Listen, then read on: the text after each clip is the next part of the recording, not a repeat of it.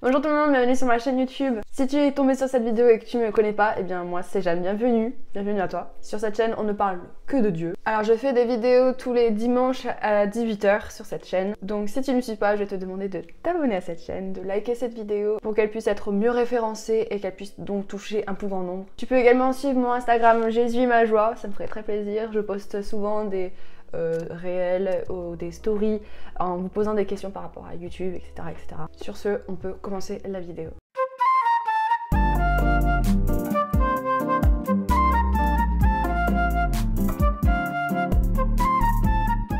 On a vu dimanche dernier avec la vidéo comment se rapprocher du Seigneur, différents points pour avoir une relation personnelle avec Dieu. D'ailleurs, si tu n'as pas vu la vidéo, je t'invite à cliquer sur le petit i ici ou ici qui t'amènera vers le lien de cette vidéo. Donc on a vu avec cette vidéo comment se rapprocher Dieu par différentes manières tout simplement. Et aujourd'hui je vais t'apprendre par quels moyens Dieu peut nous parler par différentes manières. Warning, je ne me prétends pas du tout être une professionnelle, je ne suis pas du tout pasteur, loin de là, et bref, ça c'est un autre débat. Je ne suis pas parfaite, qu'on soit bien d'accord, c'est vraiment, je dis juste ce que j'ai vécu personnellement et ce que d'autres ont également vécu. D'ailleurs, cette idée de vidéo m'a été donnée par une abonnée, donc Alexia, si tu te reconnais, bah écoute, merci à toi. Ça m'a vraiment inspirée et j'ai beaucoup appris aussi.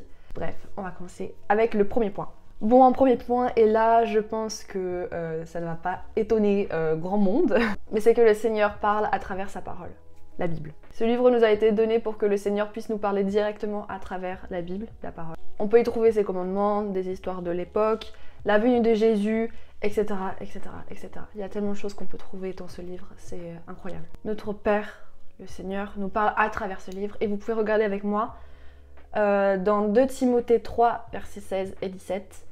Toute l'écriture est inspirée de Dieu et utile pour enseigner, pour convaincre, pour corriger, pour instruire dans la justice, afin que l'homme de Dieu, donc nous, soit formé et équipé pour toute œuvre bonne. Pensons une seconde que nous n'aurions jamais eu ce livre dans notre vie. Imaginez juste une seconde. Comment on aurait fait pour savoir toutes les histoires, par exemple celle de Ruth, d'Esther, de Jonas, etc., etc. Oui, il y aurait encore des traces, par exemple avec le temple de Jérusalem, mais on n'aurait pas connu toutes ces histoires qu'on peut y trouver dans l'Ancien Testament, par exemple, mais également aussi dans le Nouveau Testament. On n'aurait clairement pas connu l'ensemble de la parole de Dieu. Alors si nous voulons clairement savoir ce que Dieu pense, on a juste à ouvrir notre Bible et la lire. Aussi, Christ peut nous révéler par 1 ou 2 versets, il peut nous parler par 1 ou 2 versets. Et même en lisant un verset plusieurs fois dans notre vie, ce verset peut nous parler par différentes manières. Il n'y a pas juste une seule version, vous voyez. Je ne sais pas si c'est clair dans ce que je dis. Certains versets, quand on les lit, peuvent nous toucher parce qu'on est dans une situation quelconque et là, Dieu nous parle, il nous révèle au cœur. Et c'est ça qui est incroyable. C'est comme ça que le Seigneur peut communiquer avec nous. Ouais. Cependant, parfois, il y a des versets qui sont compliqués à comprendre parce que voilà, c'est des contextes assez particuliers de l'époque qui datent il y a des années, des années, des années, des années, des siècles et des siècles. Donc c'est normal que nous puissions pas tout comprendre, c'est pour ça qu'on peut demander le contexte, etc. à nos pasteurs, à des anciens de nos églises, etc. ou même à faire des recherches dans des livres tout simplement, mais aussi, bien sûr, premièrement, demander à Dieu ce qu'il veut dire à travers sa parole, bien sûr. Donc du coup, en deuxième point, je dirais que le Seigneur peut nous parler à travers le Saint-Esprit. Alors personnellement, je sens que le Saint-Esprit vit en moi quand je m'apprête à pécher. Je sais pas si pour vous c'est la même chose, mais pour moi c'est le cas. En fait, c'est comme si le Seigneur me dit tu fais quoi là? Retourne en arrière. Et ça m'arrive souvent quand j'évite de faire une tâche, genre je vois quelque chose, par exemple qui traîne par terre ou quoi, ou que j'ai de la vaisselle à faire, genre je fais genre comme si je voyais rien, comme si je n'avais jamais vu ce qui s'était passé. Mais en fait, ça bouillonne dans ma tête et ça me dit non, fais ce que t'as à faire. C'est comme si ça me disait mais stop, fais ce que t'as à faire. Essaye pas d'esquiver, n'essaye pas d'avoir la flemme de faire les choses, fais. Et c'est tout. Donc du coup je suis là, ok bon. Donc je fais ce que j'ai à faire et du coup je me sens beaucoup plus légère. Limite j'ai le smile quoi après quoi, parce que j'ai oublié à Dieu. D'ailleurs je suis tombée sur ce verset qui, en faisant mes recherches sur cette vidéo, et il faut absolument que je vous le partage. C'est dans Romains 8 verset 9. Quant à vous, vous n'êtes pas animés par votre nature propre, mais par l'esprit. Si du moins l'esprit de Dieu habite en vous. Si quelqu'un n'a pas l'esprit de Christ, il ne lui appartient pas. C'est fort c'est clairement fort. Et quand j'ai lu ça, mais j'étais là, mais c'est moi, enfin, je veux dire, je suis habitée par une nature propre, la nature propre de Dieu. C'est fou, c'est clairement incroyable. Et aussi, pour vous rappeler, voilà, on est le temple de Dieu. Notre corps est le temple saint de Dieu. Et son esprit vit en nous. Donc il peut bien sûr nous parler par son esprit. Je pense que parfois, pour entendre la voix de Dieu, il faut faire un vide total dans notre tête. Arrêter de réfléchir, de penser, d'interpréter, je sais pas quoi. Mais genre juste faire un vide total dans notre tête. Et laisser Dieu nous parler. Bien sûr, croire en lui, en sa puissance. Alors, en troisième point, et c'est celui qui fait le plus de débats et qu'il faut faire très attention, Dieu peut nous parler par nos rêves. Il faut faire très attention parce que pendant la nuit, notre cerveau travaille énormément. On peut rêver des choses que l'on a vécues dans notre journée ou même avant. Il y a même 10, 15 ans, peu importe notre âge. Il faut faire très attention aux rêves. Faut pas chercher à interpréter, je ne sais pas quoi. Parce qu'on peut faire vraiment juste de simples rêves en pensant que c'est Dieu qui nous parle, alors que pas du tout. C'est notre cerveau, c'est tout simplement. Alors, dans Ecclésiaste 5, verset 2, attention, il est très très fort. Il est dit, oui, les rêves surgissent dans un flot d'occupation. Et la voix de l'homme stupide dans un flot de paroles. Ça claque comme verset, non? Ça remet bien en place. Alors, ce que je vais vous dire, ne le promettez pas mal, mais c'est pas parce qu'on rêve qu'on va se marier avec George Clooney ou avec Taylor Swift que ça va arriver. Voilà, désolée. Dieu peut communiquer à travers nos rêves.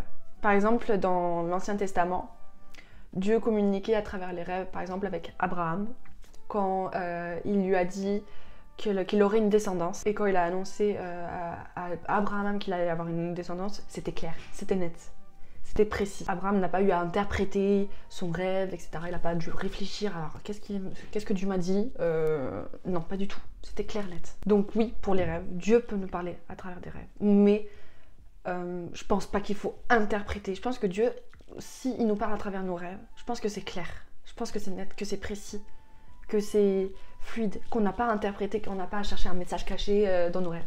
Je pense pas. Alors oui, il faut faire attention aussi à ce que nos rêves ne soient pas juste de simples rêves. Voilà. C'est pour ça que ce point-là est très source de débat. En quatrième point, Dieu peut nous parler par autrui. Et par autrui, je parle nos prochains, si vous voulez. Dieu peut annoncer dans la bouche d'une personne, par un frère ou par une sœur, une bonne parole qui peut nous toucher au cœur, sans pour autant que la personne soit consciente.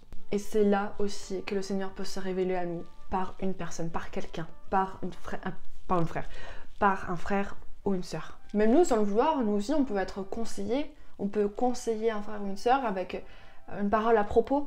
Et c'est ça qui est incroyable, parce que le Saint-Esprit, comme je vous ai dit avant, vit en nous. On peut conseiller nos amis, nos familles, notre conjoint, non, pas trop polygame, notre conjoint. Et Dieu révèle au cœur. Alors bien sûr, nous devons aussi faire attention à ce que l'autre peut dire. Il n'y a pas tout à prendre, mais il n'y a pas tout à laisser non plus. En fait, nous devons prier pour ce que Dieu puisse mettre au clair toutes les informations qu'on a entendues, faire le tri avec lui bien sûr, pour pas tout prendre, parce qu'il y a des choses qui ne sont pas forcément utiles pour nous. Donc voilà, tout remettre entre ses mains. Et bien sûr, Dieu peut parler à travers la bouche de notre prochain. Alors le cinquième point et le dernier point de cette vidéo, c'est que Dieu peut nous parler par une sensation de paix intense, par une sensation de paix immense que nous pouvons ressentir. En fait, on sait précisément qu'il est là parce qu'il y a une paix profonde. En fait, cette paix, elle n'est pas ordinaire, elle est extraordinaire. Et en fait, d'ailleurs, dans la Bible, il y a plusieurs versets qui disent que Dieu nous donne une paix incroyable, une paix immense.